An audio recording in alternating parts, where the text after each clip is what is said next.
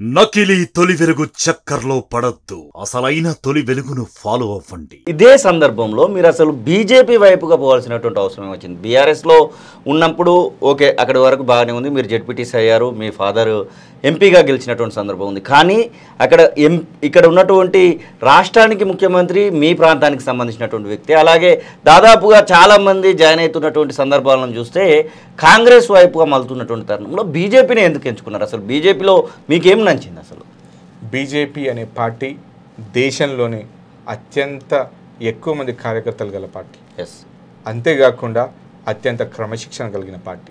మన భారతదేశంలో ఎన్నో పార్టీలు వస్తున్నాయి పోతున్నాయి. మీ అందరికీ తెలుసు, ఇంతవరకు భారతీయ జనతా పార్టీ రాష్ట్రంలో అధికారంలో లేదు.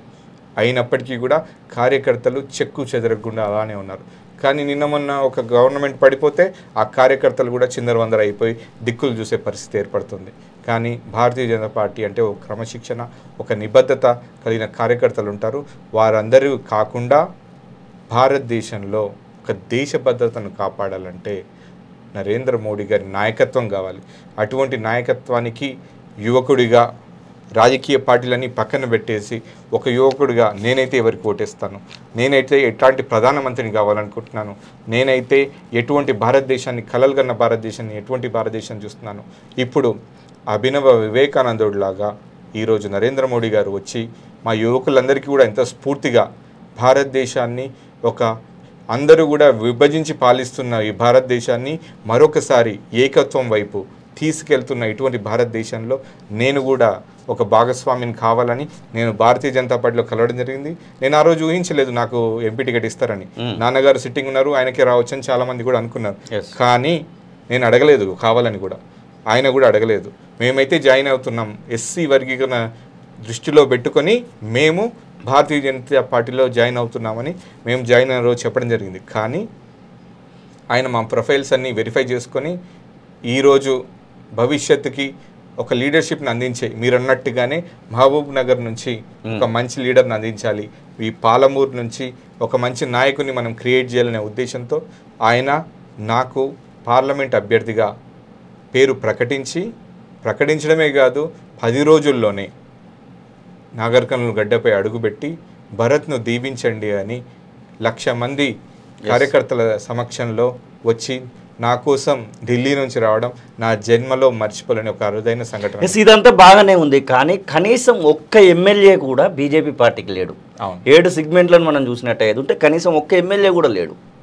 అసలు ఎమ్మెల్యేకే అవకాశం ఇవ్వనటువంటి ప్రజలు ఎంపీగా బీజేపీ పార్టీకి ఓటు వేస్తారన్నటువంటి ఆ యొక్క ఆలోచన మీకు ఎట్లా వచ్చింది? అసలు ఓటు పడుతుంది అన్నటువంటి అవకాశం కనబడతా ఉంది అక్కడ?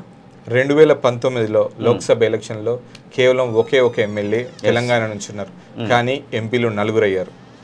అదే పునరావృతం అవుతుంది. ఇంకా బలంగా ఇప్పుడు 8 మంది ఎమ్మెల్యేలు అయ్యారు.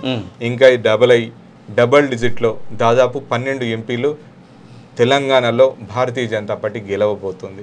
అందులో నాగర్ కర్నూల్ మొదటి స్థానంలో ఉంటుంది. బీఆర్ఎస్ పార్టీ నుంచి ఎంపీగా గెలిచినటువంటి సందర్భంలో చాలామంది బీఆర్ఎస్ పార్టీ లీడర్లు కార్యకర్తలు మీ డాడీకి సపోర్ట్ చేసినట్టున్నారు. ఇప్పుడు బీజేపీ వైపుగా వాళ్ళు వచ్చారా, లేదు అంటే ఆర్ఎస్ ప్రవీణ్ కుమార్ కోసం పనిచేస్తున్నారా? అది బీఆర్ఎస్ పార్టీ వాళ్ళు కానీ రాములు సార్ అనే వ్యక్తికి పార్టీతో సంబంధం లేకుండా ప్రజలందరూ కూడా తనవాడు అనే ఒక ముద్ర వేసుకున్న ఏకైక వ్యక్తి బీఆర్ఎస్ అనే కాదు, కాంగ్రెస్ పార్టీ అనుకోండి, బీఎస్పీ అనుకోండి, ఏ పార్టీ చూసుకున్నా రాములు సార్ మావోడు అనే ఒక మంచి స్నేహపూరిత వాతావరణం నాన్న క్రియేట్ చేసుకున్నారు. అది ఆయన వ్యక్తిత్వం. అటువంటి వ్యక్తిత్వాన్ని ప్రజలందరూ కూడా ఆదరించి గౌరవించి 2 లక్షల మెజార్టీ అప్పుడు అందించడం జరిగింది. అంతకుముందు బీఆర్ఎస్ 3 సార్లు ఎంపీగా పోటీ చేసినా కూడా ఎప్పుడు గెలవలేదు.